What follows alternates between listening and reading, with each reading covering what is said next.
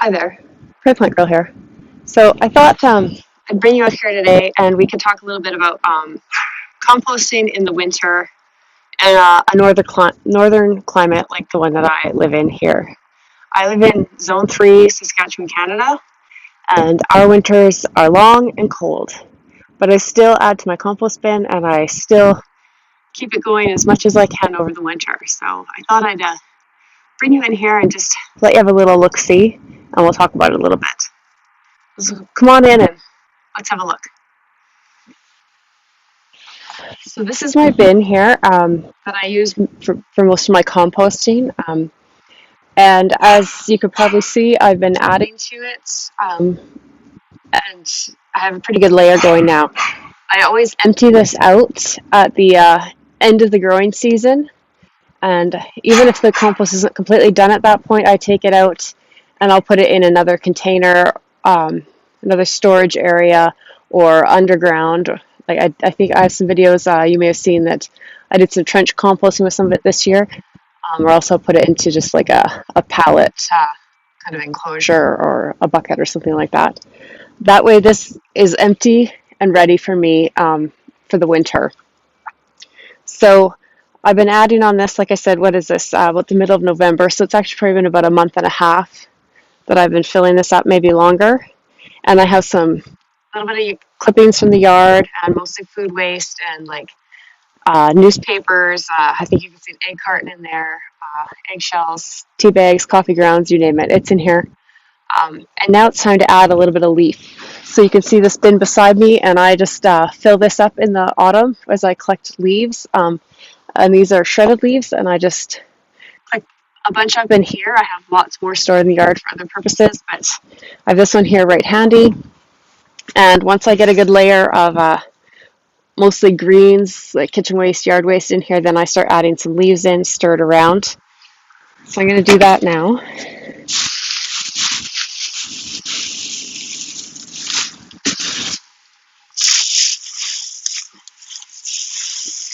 Anytime you're composting, you want to have a good ratio of greens to browns. Browns are things that were once living, that died, like the fall leaves, paper products, cardboard, that type of thing. Some yard clippings. If you cut it when it was green, and then it goes brown like grass clippings, that's still usually considered green. And I'm just going to mix it up because I still can. It's still loose enough that I'm just going to mix it in there a little bit.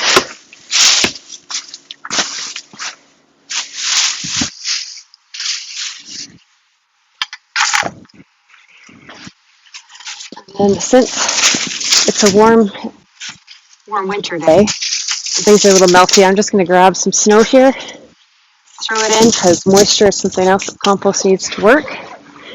So this is still getting some heat to it inside, even though it's been below freezing almost every day and night for weeks now.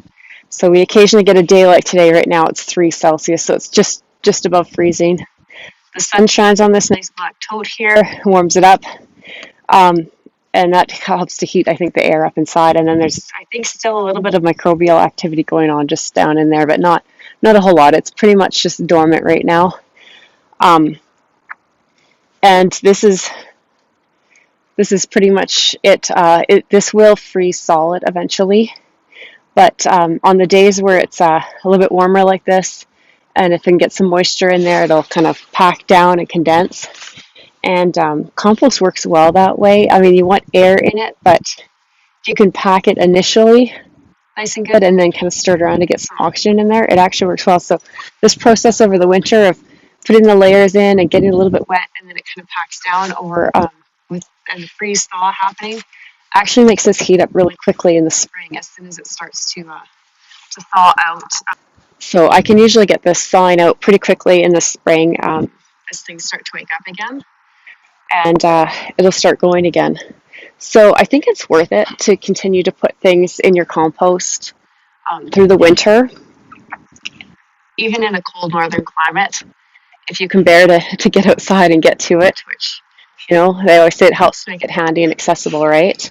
Um, so if this gets full, some years it does get full on me, then I just have another, like a tall broken flower pot beside here that I'll just start adding kitchen waste into there. And then as this works and does its thing, I can empty this out and I have a whole load ready to go. And I can usually get a couple of loads of hot compost done early on in the season that way.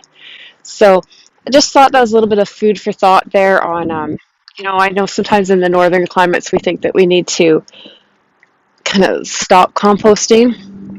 And this is one thing that you can definitely do to keep composting. And of course, there's vermicomposting with worms, and there's, I think it's called bokashi. Those are different kinds of things that you could do indoors a little bit more easily. But this is, I've tried the vermicompost, I did it for years. I actually prefer this. And I don't find it too difficult to get out here. Occasionally, my bin freezes shut on me, and I'll just have to wait for a sunny day, and then I can get it opened up again. But then I just put it in the bucket beside. But just something to think about is if you have the space and you have a place to do it, um, if you keep filling things up, you'll get a nice load of compost ready early on in the spring, which is when we all need it. So just hopefully a quick video here, but thought I'd show you that. I want to show you the lid. Had some snow on it, and you can see where the warm air is coming out of the bin and melting through the air holes on here. So I'm just going to show you the lid quick when I close it.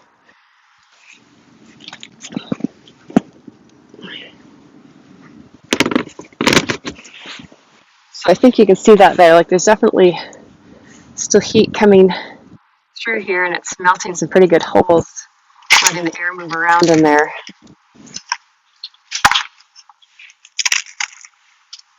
Throw that in there for today.